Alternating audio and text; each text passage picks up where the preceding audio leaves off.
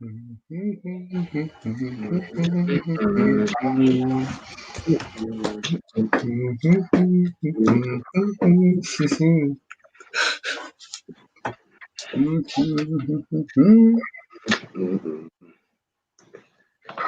is going on, everybody? Welcome into NASCAR by the Numbers. You see me and Armani getting a little jiggy with it as we wait for our phones to let us know that we are live. Justin Champagne is going to be joining us here in just a little bit. Champagne Racing. He had to jump on a little bit late, so it could be 30 seconds from now. It could be 10 minutes from now. We're kind of figuring that out, but he does plan on being on here with us. So with that being said, to waste a little bit of time until Justin's able to get on, Armani, it is Championship Sunday. Always bittersweet. I know. Round of applause. First of all, just round of applause for NASCAR to get this season in. Obviously when the global pandemic happened, you kind of wonder what's going to happen. And NASCAR halted for a little bit. And hold on. There he is. Hey! Got him. How y'all doing? We're doing good, man. What's happening? We just jumped on, so we were we're literally about 45 seconds in. We were talking about, for one, Championship Sunday, big deal. Brock's falling to NASCAR just to get this season in because obviously so many things happened with the pandemic. And then obviously we had a lot of the, let's just say, political side of the sport this year. We've survived through that, even though for many of us, surviving that wasn't a big deal. But, some people talk off the ledge. And we're now here. Championship 4, the playoffs have went off pretty much per usual, pretty normal, except for Texas that decided to feel like a month and a half to Texas. But here we are. And so obviously it's time to talk championships. But before we get too far, we wanted to start off. Obviously the last 2 days we've had the Truck Series, we've had the Xfinity Series. And so obviously those have been some championships that have been crowned already this weekend. That's one thing I love about NASCAR Championship Weekend is you really got 3 days of championship action. Series you finally and so we'll start with the Truck Series race. Now, Justin, did you get to watch the truck race? Honestly, I did not. I was at work. I got home and I saw the final 4 laps. Right. And that was pretty. From my understanding, I guess Brett Moffitt had the race won. Until then, I don't know. That's what I heard. So, from what I saw, it was pretty entertaining. Armani, were you able to watch the race? The truck race? No, I wasn't. I just saw like a bunch of highlights. From what I can tell, pretty much the same thing as Justin. Moffitt had the good car. They decided not to pit, and then Sheldon Creed just went by. Came out of nowhere. Came from 8 or something like that. Race. I watched the entire truck race. It's the first truck race I've watched in entirety in a while because it's the first time I was able to. So we go the race, and I'm gonna be honest, it was kind of a boring race. There were a couple moments where Moffitt could get up and battle for the lead, but then all of a sudden tires started coming into play. So there was a caution, I believe there was a caution with 30 or 40 to go. And Enfinger came in, and Enfinger starts charging through the field. Well, Brett Moffitt still has a 2.5-second lead. It's 3 laps to go. There's no way he's losing the title. I literally tweeted out, barring a yellow, Brett Moffitt is our champion. And boom, a truck that's like 4 laps down just clears himself to the outside wall, caution, and all hell breaks loose.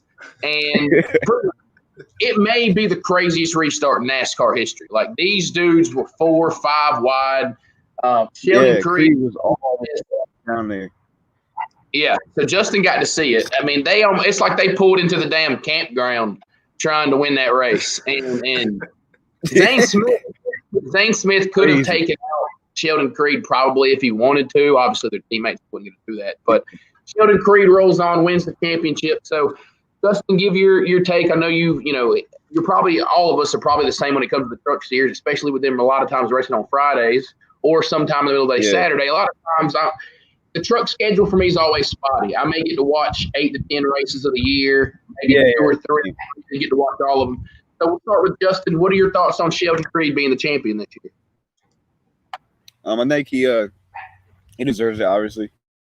The past, I think when the chase started, the playoffs, whatever you like to call it, he really stepped his foot down and he was pretty fast and he was kind of the one to beat. So he's the deserving champion. What about you, Armani?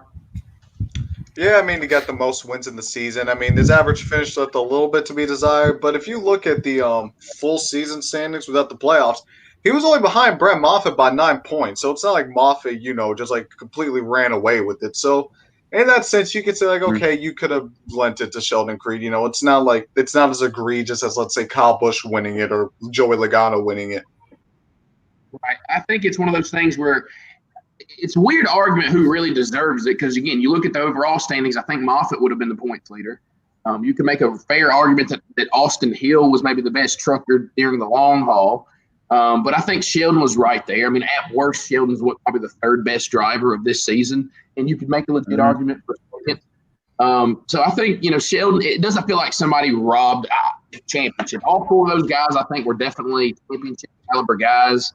They were all pretty good guys. I think a lot of people were cheering for Moffitt, especially that badass Jimmie Johnson paint scheme they ran. That truck looked phenomenal. That truck it may be like paint scheme of the year, like period. Like across all three, it's one of the best paint schemes of the year. So obviously that was Friday night, just bonkers. If you did not get to see that finish, look it up. Overtime, Sheldon Creed, just to explain what happened, Sheldon Creed comes from 8th to 1st in a lap and a half. Maybe even actually a half a lap, because he almost wrecked himself coming to the white flag just to get under Grant Enfinger. Pretty wild. But obviously that was Friday night. Now we move on to Saturday. Now I got to watch maybe, I'll say 50 total laps of the Xfinity race. And even then I was at the dirt track, so I'm doing my job there. So I'm kind of half watching. I did get to see the final restart. Either one of you guys get to watch the Xfinity race? Nope, I was at work. Oh, damn. Yeah, I watched it. All right, so I watched lap to lap.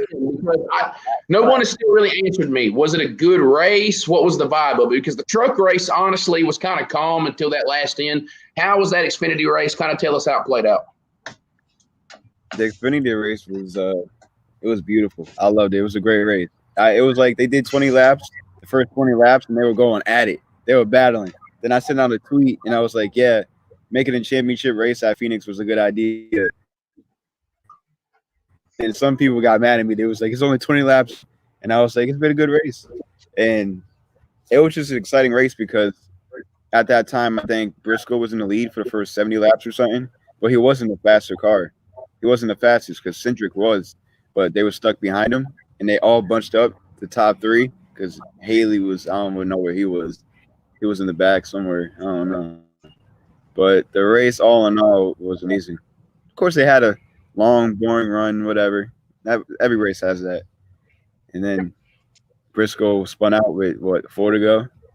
Then a green, white checker. Of course. Then Cindric had a hell of a drive. Mm-hmm. Yeah, of course, Briscoe makes his one mistake of the year. A lot of people questioned the 98 spin on purpose to try to get another restart. Who really knows? I see that. Either way, he lost. I mean, so it's not like it helped him. But it's intriguing. This is, again, first of all, can we talk about how Stewart-Haas has 18 wins between Kevin Harvick and Chase Briscoe, and neither one will walk away a champion after this weekend. But what are your feelings on – I feel like the fan base is sort of half and half on Austin Cindric. I know for me, I don't really know why. Maybe it was Truck Series move he pulled on Kaz Grala a few years ago where he just dumped him and was like, yeah, he's already in the playoffs, so I'll respect him. I don't know what it is about Cindric. I've always kind of been off of Cindric, even though he's definitely stepped up. So we'll start with Justin again, then we'll go to Armani. Your thoughts on Austin Cindric being the 2020 Xfinity champion?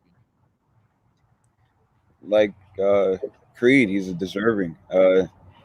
He was a quote unquote a road course racer, and then he won overall. I forgot what race, and then it was on from there. He just kept. He won 5 races out of 6 races. Mm-hmm. So he was head to head with Briscoe. Obviously, Briscoe was the better car. It's kind of like Hamlin and Harvick in the Cup Series, but those two were the ones. All right, they're going to win the championship. So Cindric did what he had to do. He had the faster car. He was gone. He just dominated. Oh, I like it. It was a beautiful drive, man. What about you, Armani? Yeah, I think Cindric deserved it.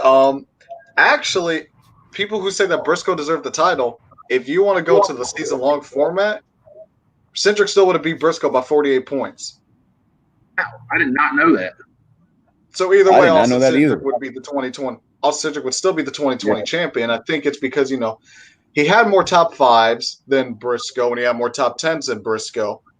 I think Cindric ended the season with 26, Briscoe ended with 22, and Cindric ended with 19 top fives, I believe, and Briscoe ended with, I think, like 17 or 18. So it was kind of like they were the Harvick and Hamlin, but in a way it was kind of opposite, where it's like, Cindric had the consistency of Harvick, but not the wins, whereas Briscoe had the wins, but not necessarily the consistency. And their average finish was very similar. I think Briscoe's was like a smidge better. Yeah, I didn't even realize, first of all, Armani out here reaching into the bag of facts over here. I didn't know that. That's one of the debates you can have about this format is, I think if you were to ask 9 out of 10 race fans, they're going to tell you Chase Briscoe should have been the champion. He would have won the championship under any other format, when in reality he wouldn't have, like Armani's saying. So I didn't even realize that, and it shows you consistency's paid off. And I think both champions thus far, you could make an argument towards, well, they're not the rightful champion. I think a lot of people just have kind of jumped on the Brett Moffitt bandwagon. So people were pissed off about the finish to that race when at the end of the day, if it was anybody else that would have happened to, nobody would have cared. If Brett Moffitt would have been the beneficiary of that caution, it would have been such a cool and fun finish. If the same thing happens today with a certain popular driver, we won't name names just yet, then that will be an iconic finish in NASCAR history, and it will be amazing. Oh, my God, the best restart in NASCAR history. So people were just pissy about that. The Cindric thing, I didn't really see anybody get angry about that. I think people have to open their minds to knowing that there's a good chance the favorite isn't going to win. In fact, more often than not, these days it seems like the favorite doesn't necessarily win. First couple of years with this format and Cup Series, the rightful guy pretty much won. But, you're going to get a variety of winners. Austin Cindric deserved it. He ran well all year. Just like Armani said, I mean, that's something that I wish people could know is in a regular format, he would have been your champion anyways. Yeah. So, it's one of those things where you always, I battle with myself all the time. And we'll save this for another episode about the validity of a championship these days under this format. But knowing that Cindric would have won it anyways, you're like, yeah, he's your champion. I mean, there's no bones about it. He'd be your champion. So, Cindric is a guy I'm having to learn to get over his past transgressions. I had to learn that with John Hunter Nemechek. He's a good driver. He's making his mark. He's going to be a favorite for next year automatically.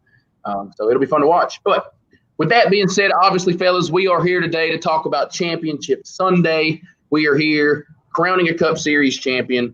And the first thing I want to talk about is obviously Phoenix is now today will be the first Cup Series finale. Obviously, Phoenix debuting as a finale circuit this year for the first time anyways.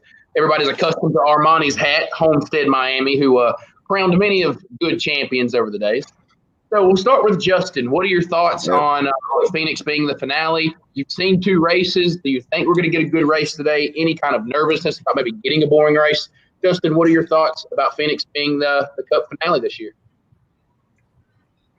I like Phoenix as a finale because with the PJ1 they added to the top lane, you can have kind of multiple grooves. So, and, a small spoiler. What fans love, they don't like that John-ass spoiler. So, we had low downforce this weekend. And it was a pretty good race from my remembrance in the spring before the pandemic. It was a decent race. So, I don't know. Knowing Cup, we'll probably have an okay race. Right. In my opinion. I don't know. Hopefully it's a good race. Hopefully. It's not no BS at the end to make it like, yeah, it's one of those questionable things where you're like, is the Cup Series going to be the only one that doesn't get a late restart in this thing?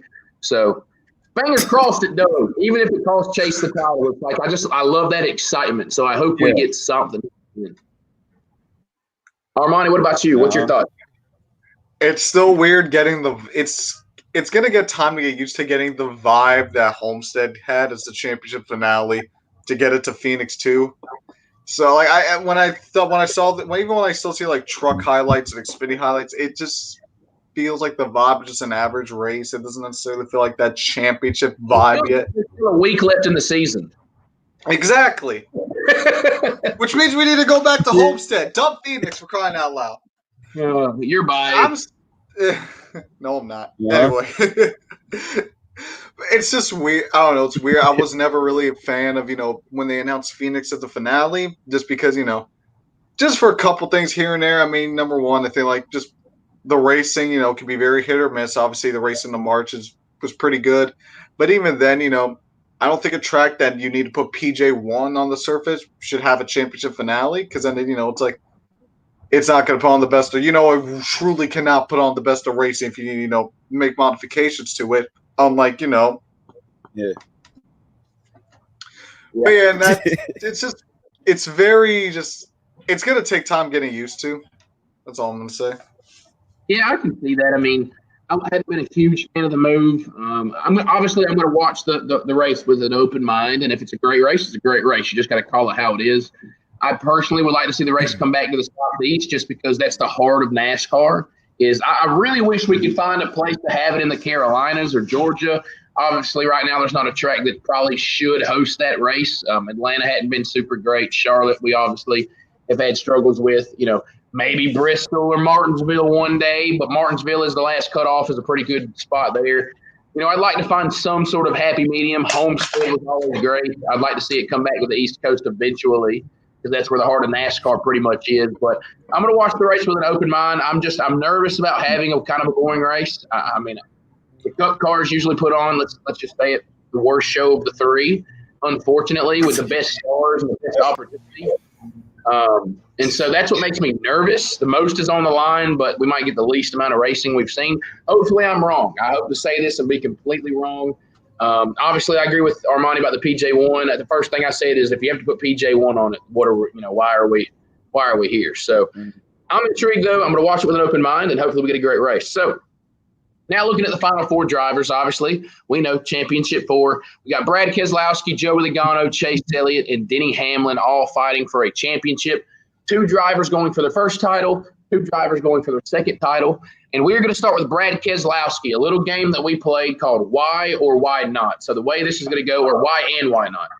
So we're going to start with Brad Keselowski. We'll go Justin, Armani, then back to me. The first thing we're going to do is give why a driver can win the championship and why not the driver can't, or why the driver can't win the championship. So we'll start with Justin. Tell me why Brad Keselowski can win and why not.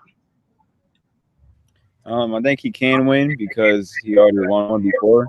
So he felt the pressure before.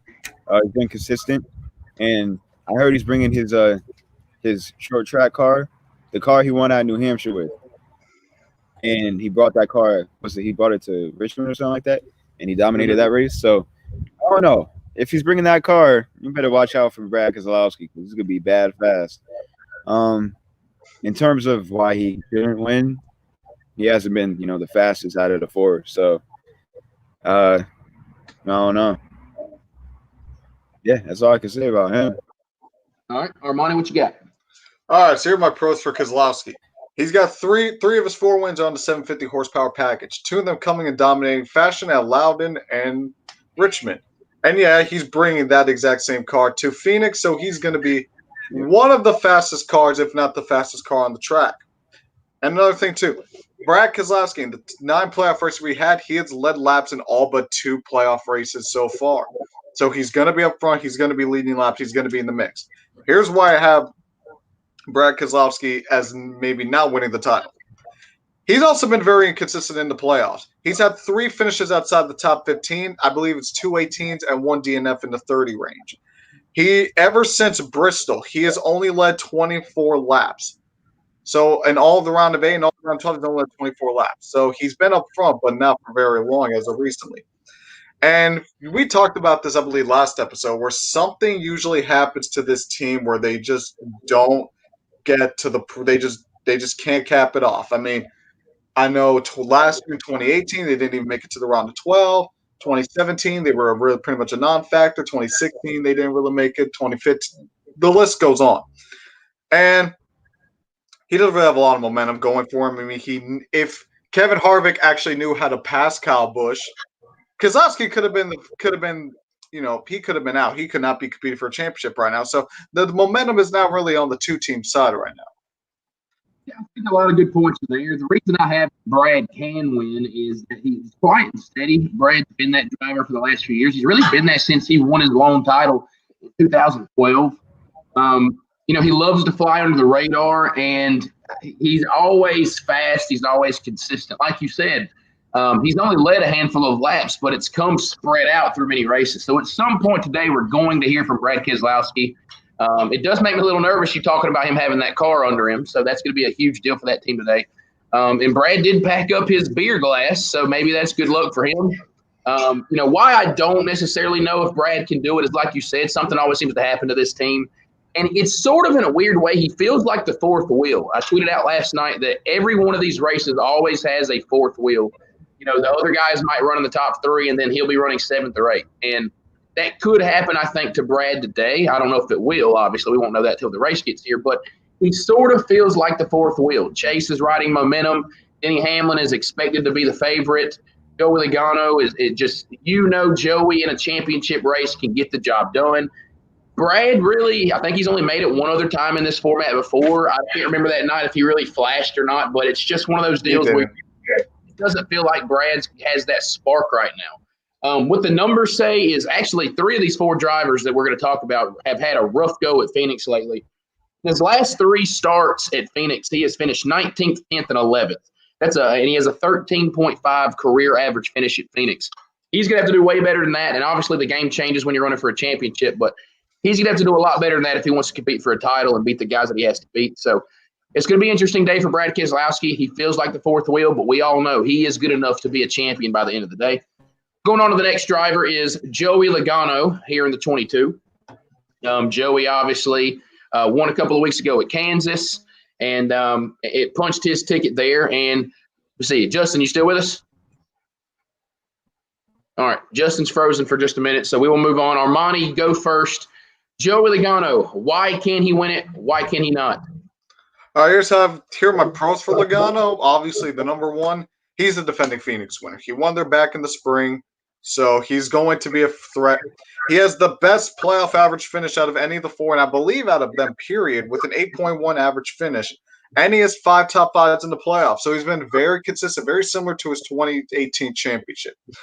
Here's the con that I have. Over the entire season, and it's kind of given this vibe about Logano, he's been inconsistent. I mean, especially in the point standings, he's been as high as second. He's been as low as, I believe, 7th or 8th. So, yeah, people are really seeing Logano as like the most consistent driver throughout the playoffs. They saw that little inconsistency vibe through him, especially because I believe his average finish is like 12.1. So not the best. And also, while he's consistently, been up front, he's had a lack of real winning speed. And here's how you can really tell. The most laps he's led in a playoff race is his lone playoff win at Kansas when he led 47 laps. And I believe like 40 of those laps were the last laps. So, really before the end, he wasn't really doing too hot. And he's only led 157 laps throughout the entire playoff. So Logano, he locked himself in. So, he's had plenty of time to prepare, which could be an advantage to him. Oh, Justin's back. Justin's back. Armani finished. I'll wrap it up here. So, Logano. Yeah. News to interrupt. Hey, Silly has failed pre-race tech twice, and we'll start in the rear of the field today. Just so we have that. So he will be the only one to be in the back. Hey, maybe that's a good thing. But Armani, go ahead and finish what you were saying. Yeah, just to wrap it up. Yeah, to wrap it up, the last thing, Logano has no friends on his side. No one's going to cut him any slacks. Maybe DiBenedetto, Ryan Blaney, if anybody, but he's going to have the rough. Well, I was going to say he's going to have the roughest time, but now he's got to have the third roughest time now to try to compete for this championship. Yeah, that's true. And now we'll bounce back to Justin real quick. So, Justin, we're on Joey Logano. Why and why not do you think he can win the title today? One of my favorites is Logano to win today because he won here in the spring. He was fast. I don't think he led the most laps. I think Harvick did. But he was in the top 3, top 5 the whole race. And he came out, dominated the last.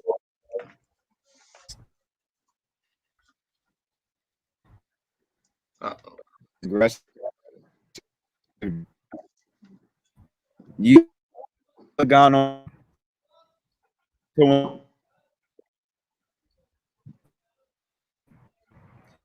Looks like we got some technical issues with Justin real quick.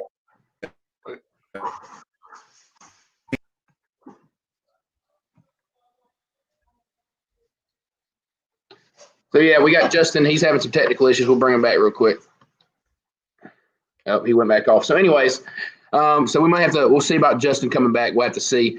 Back to Joey, though. The biggest thing for me is the reason I think Joey can win today is the second Joey Logano punched his ticket, I said, well, the title race just got interesting. He is probably the most aggressive of the 4 drivers that will be racing for a championship. And he's going to do no matter what to try to win this thing. And that is something that you sort of have to respect this time of year. We've been, we want aggression in a driver, and now we have it. And so with second Joey won Kansas, I said, well, this just got really, really interesting come Phoenix time. Why not? It reminds you so much of his title 2 years ago. He seems to kind of be slower than the other 3. Even though Brad feels like the 4th wheel, in reality, Joey really looks to be the 4th wheel here. Joey just, he won at Kansas, but prior to that, he hadn't won since before the pandemic. And so Joey has just not been Joey most of the year. Again, he's going to be aggressive. That's why he has a shot. But why not? I think maybe he could get left behind and kind of reality shows back up again. But mind you, he did win at Phoenix earlier in the year. Looking at the numbers, he has 2 wins at Phoenix, one in 2016, one in 2020, obviously earlier this year. Has a 14.3 average finish at Phoenix. But in his last 7 starts, that's where it gets interesting. His last 7 finishes are 31st, 12th, 19th, 37th, 10th, 9th, and 1st. That's an average of 17th. So, been rough going for Joey as of late. It'll be really, really intriguing to see if he can capitalize on that and change it. Again, things change when you're running for a championship, but it's been rough for Joey at Phoenix as of late. With that moving forward, let's go to Chase Elliott. Armani, kick us off. Why and why not will Chase Elliott win the 2020 championship? All right, so here are my pros for Chase Elliott. Momentum is on his side after his win at Martinsville. He dominated that race. He led, I think, 234 laps. So momentum is on his side. He's having a career season. I think he has his best average finish. He's had most top 5s, most top 10s. He's having a career year. He's had laps led in all but one playoff race. So he's always been up front during these playoffs. You can argue he should have won a couple more. And he only has 1 finish outside the top 20 in these entire playoffs. So he's been pretty consistent also. Here are my cons. They're few, but they're pretty big. Number 1, Chevrolet. Chevrolet, they still got this new car, which this is their first time actually in the championship for since Jimmie Johnson won the 7th title in 2016. So, and kind of, similar, going together with Chevrolet. Is Hendrick ready to win the title again? I mean, we saw with Bowman, Bowman made a deep run, but Johnson didn't make the playoffs. Byron was out in the first round. Bowman was pretty mediocre throughout the summer months. So is Chevy ready and Hendrick ready to win the title? And number 3, everyone's favorite crew chief, Mr. Damn if you do, damn if you don't, Alec Gustafson. God. Yeah, Gustafson definitely makes it a little bit rough. I think why Chase can win it is he seems to be the most competitive driver the last couple months. If you were under the old Chase format, he would be your points leader right now. Don't know if he would have locked up the title by now, but in this playoff round, he has earned the most points of any driver, and that is very notable. Chase has put together a solid 2.5 months, and something you don't see all the time, especially from Chase. I've said before, one of Chase's biggest issues is I've got to see more consistency from him in this team. They have done that. Last week was probably the biggest win in his Cup career. I mean, by far, it's been the biggest win in his Cup career thus far. To catapult him, he didn't just come in and luckily get a win. I mean, he went out there and earned it. He might have led over half the race. If not, he was close. Chase led a chunk of laps last week, had the best car, best driver, and here he is. Obviously, we just heard he failed tech. So, I'm interested to see how he runs. I think one of his cons is the lack of championship experience. He's never been in these shoes before. Obviously, Chevrolet and Hendrick is a great point Armani pointed out. Now he'll have to come from the rear, which to me is not a big deal anymore. We all know that. Stage points don't matter, so they've got all day to get back up to the front. But you're almost curious, is Chase Elliott ready to win a championship? Is that team ready to win a championship? And remember, it's a team effort. His pit crew almost cost him everything last week. His pit crew could be what cost him everything today. That crew has been very wishy-washy. And last week, they were great early in the race, but when it mattered, they almost crumbled twice. And so that's going to be interesting. Can Alan Gustafson make the right calls? If we have a late race caution and Chase is in the lead, are we just going to leave him out on old tires? Because so far it hadn't worked for anybody yet. But damned if you do, damned if you don't will probably be the response. So it'll be interesting. Obviously, I've got my Chase Elliott shirt on today. I'm hoping he gets it done. I think there's an opportunity. He is definitely riding a wave of momentum, but there are some hurdles to get over. He's battling three of the best in the business. Kevin Harvick not being here makes it a lot easier to try to win this championship, even though it'll still be very difficult. But just curious if Chase is quite ready to win this thing. I hope he is. Today, I've seen this tweet. It's pretty cool. Would it not be an amazing moment to see Jimmie Johnson, a Hendrick legend, be walking away the same day that the next Hendrick superstar is sort of here and ready to stay as a Cup Series champion? I'm sure that would be a cool moment. That would just be a really, really cool thing to see happen today. What the numbers say, Chase Elliott has a 13th place average finish in his career. His last four starts, though, he has finished 23rd, 14th, 39th, and 7th. That is an average of 20.75. So under this package, Chase has had a rough go at it. I know a few years ago back in the old package, he would run pretty up towards the front at Phoenix. He's had some good runs, but as of late, he has not ran very well. So that is something that this team will have to work on. Obviously, their great starting position has been taken away by failing Tech twice, going to the rear. So could be interesting for the 9 team. They're going to have to figure some things out here at Phoenix to have a shot at it. And last but not least on this list, it is Dennis the Menace, Denny Hamlin.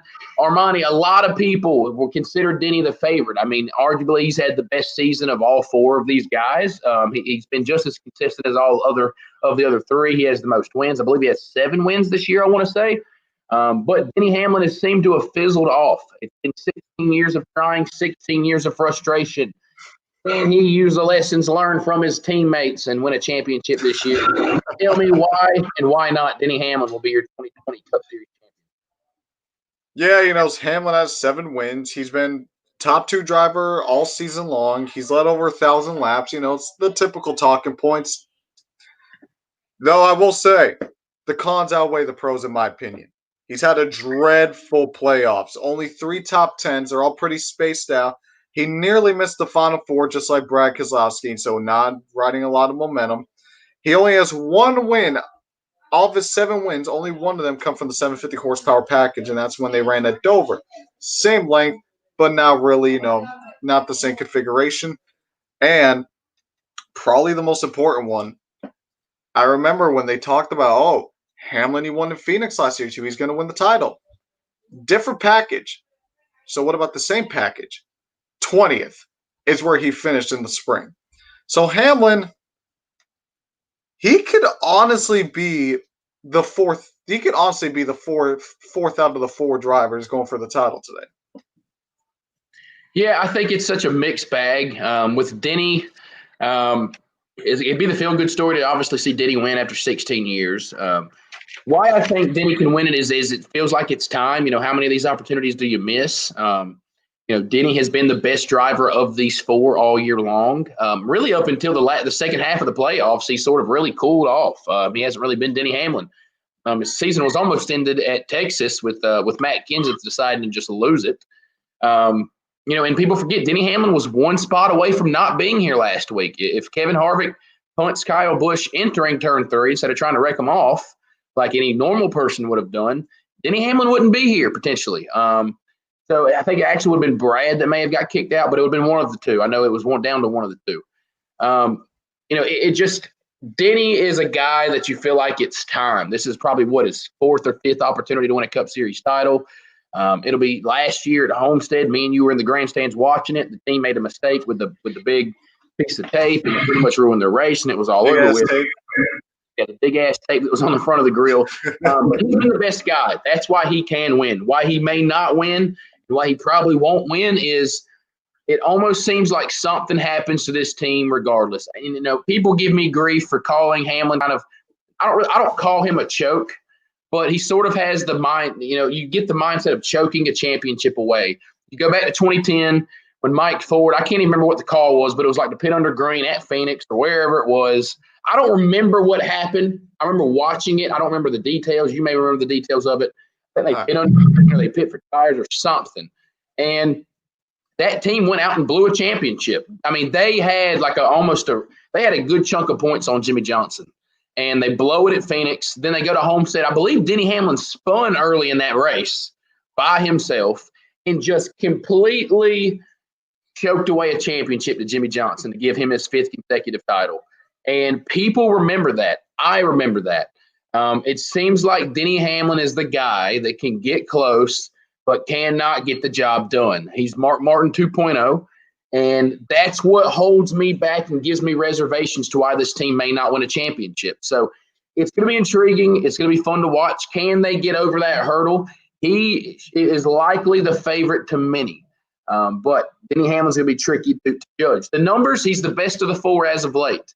He has an 11.27 average finish at Phoenix. His last 5 starts, he's finished 4th, 13th, 5th, 1st, and 20th. That's an average of 8.6. That's the best of the 4 that we have read over the last 4, 5, 6 starts. Something to keep in mind. So you're saying he could be the 4th worst. I'm saying he could be the 1st worst. He'll likely end up somewhere in between. You never know. It's Denny Hamlin. So you really don't know what to expect with this team. But here it is. It's time. And I did talk to Justin. Justin, unfortunately, will not be joining us again. Obviously we had to keep the show moving, but we definitely appreciate Justin coming on the first half. We always, I got to hang out with Justin a lot at Bristol. We literally sat pretty much with each other. Great guy, big race fan. So glad I got to really meet him this year and bring him on with me and Armany a lot of times this year. Justin's great. So hopefully we will have him on with better connection in the future. But Armany, it is time. It is time. Championship predictions. Obviously, 4 drivers: Brad Keselowski, Joey Logano, Chase Elliott, Denny Hamlin. We've talked about why they can win. We've talked about why they can't win. Who is going to walk away a champion today? All right. In the Lord and our Savior, the year 2020, as dreadful as it's been. I'm sorry, Dalton. I'm sorry. Logano's getting a 2nd title. It's the most 2020 thing to happen. You got all the hype. Can Keselowski conquer this format? Can Hamlin get it? Can Chase get it? Nope, it's going to be Logano. Yeah, it's one of those deals where, you sit there and think of every situation. And I'm not going to hide it from Armany because he knows who my pick is. We did not discuss it. I spoiled it. I thought about not spoiling it earlier a few days ago, but I'm going to drop it before the weekend starts. But Joey Logano will be your 2020 champion. The second he won Kansas, I had this feeling in my gut that we are watching Joey Logano. Literally, this is exactly what happened in 2018. He has been non-existent since the spring. Just regular Joey. He'll finish 7th one week. He'll finish 17th one week. Then he'll finish 3rd one week. Then he'll finish 12th. And he's just been typical Joey, pissing people off and not winning races. And here we go. He wins at Kansas by just literally stealing the air off of Kevin Harvick. He wins at Kansas. Perfect situation in the championship 4. Is the most aggressive driver of these 4. And I've had that feeling since he won Kansas that Joey Logano was probably going to be your champion. The most 2020 thing to happen, right? You're thinking, can Brad finally do it? Oh, my God, the fan favorite Chase Elliott is here. Denny Hamlin, his shot at redemption. But yet it'll be Joey Logano that'll go out and win the championship for the 2nd time. And it just feels like it's in the making. It feels like it is destined to happen. Me and you are on the same page with that. It's just that feeling in the air. So Joey Logano, from both of us, will be your 2020 Cup Series champion. And now we will get to probably Armany's most favorite part of the show, what he's been waiting on. Obviously, today we say goodbye to a 7-time Cup Series champion, a legend, an icon. Many people will call him the greatest of all time. I will say he's definitely in the discussion. It's hard to pick just one. But Jimmie Johnson, 83 Cup wins, 7-time Cup Series champion, 2-time Daytona 500 champion, countless all-star race wins. He has been the star of this sport for the last couple of decades, really decade and a half. Well, that's been about 2 decades, just shy of 2 decades. So, Armany, what we want to do is I changed it a little bit. So, obviously, I told you come up with your favorite Jimmie Johnson moment. We're going to start with you. I know you have been a Jimmie Johnson fan. So we'll start with give me your favorite Jimmie Johnson moment, and then me and you will probably both discuss a couple of just moments in general that were big time to Jimmie. But I'll let you start. Favorite Jimmie Johnson moment since you've been around watching him. My favorite Jimmie Johnson moment, the 2016 championship. It was my first NASCAR race I ever went to. I went with my dad. We were both rooting for Jimmie Johnson. And this is really the race where me and my dad, we came up with the joke of when Jimmie Johnson starts at the back, he's just guaranteed the win. You might as well just hand him the trophy then and there.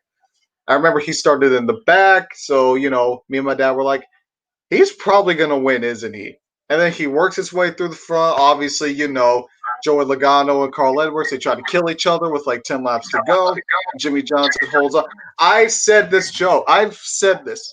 If you are a Jimmie Johnson fan, you sure as hell better be a Dylan Lupton fan for bringing out that caution. So I remember, watching that race and seeing Jimmie Johnson, cross the line. He was one of my guys. Like back in the day, my 4 guys were in order: Dale Earnhardt Jr., Jeff Gordon, Jimmie Johnson, and Casey Kane. And this was before they went to HMS. So after 2012, it was the dream team for me. So yeah, my Jimmie Johnson moment doesn't even really involve Jimmie. I was a big Jimmie Johnson fan when he first came out because it was kind of built up that he's Jeff Gordon's right-hand man, and I was a big Jeff Gordon. I was still really young. I mean, he debuted my first year being a NASCAR fan in 2002. I used to love the Lowe's paint scheme and all this stuff. So my first race was the 2002 Coca-Cola 600, and I remember the 48 car, the rookie car, and all that. And they also had a number 48 monster truck. And that monster truck, I was fascinated with monster trucks. I could not wait to see that monster truck go around the track because at that time it was still Lowe's Motor Speedway. So I'm waiting. I'm talking about we've been waiting for 2-3 hours. Well, I decided to go up with my mom to sit in the shade for a while, go to the bathroom. Of course, I missed the freaking monster truck, the one thing I've been for all day. But yeah, I've unfortunately seen Jimmie Johnson win a handful of races in person. I was there for his second Daytona 500 victory. I was there for the Talladega victory by inches over everybody. I've seen Jimmie take home a handful of races. It's crazy to think that there was so many years that I just was like, God, I'm tired of the 48 car. I wish he would just get out of the sport, leave, retire. And here it is. We're on a 3-race losing streak, and there's almost no other guy you'd rather go see win the Cup race. So I think obviously we can kind of go back and forth a little bit. I think obviously you look at some of the biggest moments of his career, winning the 5 consecutive championships, man. I remember during that phase, I think it was the first one. I was so happy for Jimmie because he was I think it was his 4th year in Cup, and you knew this guy was a future Cup champion. He had done almost everything to that point but win the championship. He wins it that year, 2006. I remember that, definitely. I remember that a ton. I'm trying to phrase it. 2007, he wins the second one, and you're like, all right, this dude's going to be great, but we're going to get a different champion. No, but then I remember the history of facing Cale Yarborough. Can he tie Cale? I remember Cale gave him a special ring at the banquet that year when he had won 3 in a row. I'm thinking, all right, surely this is going to be over. Nobody has ever won 4 in a row. Well, Jimmie won 4 in a row. All right, so then you 4 in a row. It's history. My God, he's making, he's tied with Gordon in championships. There's no way it gets better than this. Oh, hell no. Denny Hamlin had to choke. Gives him a 5th championship. And I'm thinking, my God, is this ever going to – I mean, it would get to the point where before the season started, somebody go, who do you think's going to win the Jimmie Johnson? I won't even finish the set. Jimmie Johnson's winning the championship. It's over. Just go ahead and give him the trophy. He's winning it this year. And, finally we had Tony Stewart and Carl Edwards give us the run of a lifetime to end that run, a run where Tony Stewart just came out of nowhere in 2011 and won half the playoff races and won. Obviously Jimmie comes back a couple years later, 2013, wins his 6th championship. I thought the 6-pack of Gatorades was awesome. That was really, really cool. And I can't remember whatever year it was where Chad Knaus put up the sticker and said our team won. That was pretty cool. And then you got what was it, 2016 when he won his final one? That 7th championship, I still don't think people respect it. It's hard to. This format, and we'll save it for another episode. You can talk about this format a lot, and there's great arguments on both sides. It's weird because you don't perceive Jimmie Johnson as a 7-time champion, but he is. I mean, he's played by every rules format they've given him. He's won in every format except the original classic, all season long points. But It's been pretty amazing to think about all the moments and that we've seen. And Armani, what are some moments that stand out to you that you just remember throughout the years? I'm just trying to think. I mean, 20. There's a lot of them. I mean, I remember in 2011. 2011 was a weird year. I believe it was Jimmie Johnson's most quiet year. He finished 6th in points. It felt very similar to looking back at it. Jeff Gordon's 1999 season, with after his dominant run, he just kind of cooled off. I'm still very consistent. 2014 when he won the Coke 600 and that badass paint scheme, one of my favorite paint schemes of all time. And 2017, like those couple races where he won the race from the rear, that's when I remember when he won his final race at Dover.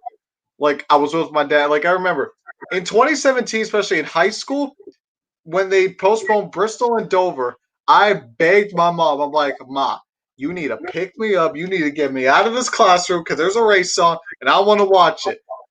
And so she picks me up. I watch the race, and then I hear Jimmie Johnson's in the back, and then I'm like, "Well, give him the trophy." And what happens? He wins. Ties Kelly Yarborough. Got saved by that freaking overtime line in his last win. Isn't that when like Dillon wrecked half the field? Yeah. Yeah, I thought I remembered that. Yeah, I remember parts and pieces of that. It's been a crazy last 3 years for Jimmie. I hate it's been that way. You always predict it. I tell people you can predict it. One day there's going to be a year that Kyle Busch. This year's just kind of been a package and a practice and a qualifying, but there's going to be years towards the ends of Kyle Busch's career where he's not super competitive. It happened with everybody. It happened with Petty for a decade. Earnhardt had started slowing down. I know he was still projected to be the favorite to win the championship that year, but Earnhardt was not winning quite as frequently. Gordon, we saw it happen with him all the time. Johnson, we've seen it happen. We've seen it, a lot of places. And it's been hard to see Jimmie go 3 years. I did not think this streak would last 3 years. So I predicted he would win a race this year, and obviously he hasn't and probably won't today.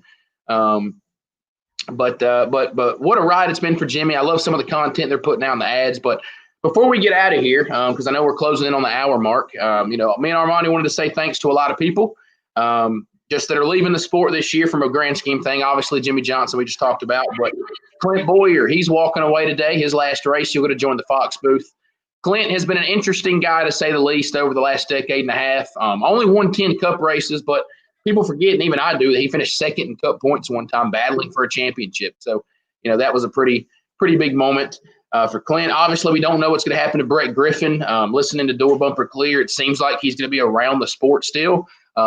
Being a Door Bumper Clear listener, which is a podcast from Dale Jr.'s Dirty Mo Media, made me a fan of Brett. And so obviously we hope to see Brett stick around. He's a fun guy.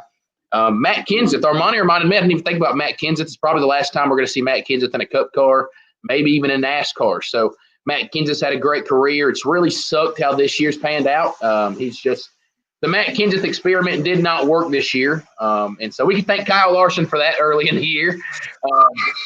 And then just rolling on, Chad Knaus. Chad Knaus obviously tying into Jimmie Johnson. I mean, what a career Chad's had. And Chad's not retiring. We're going to still see Chad.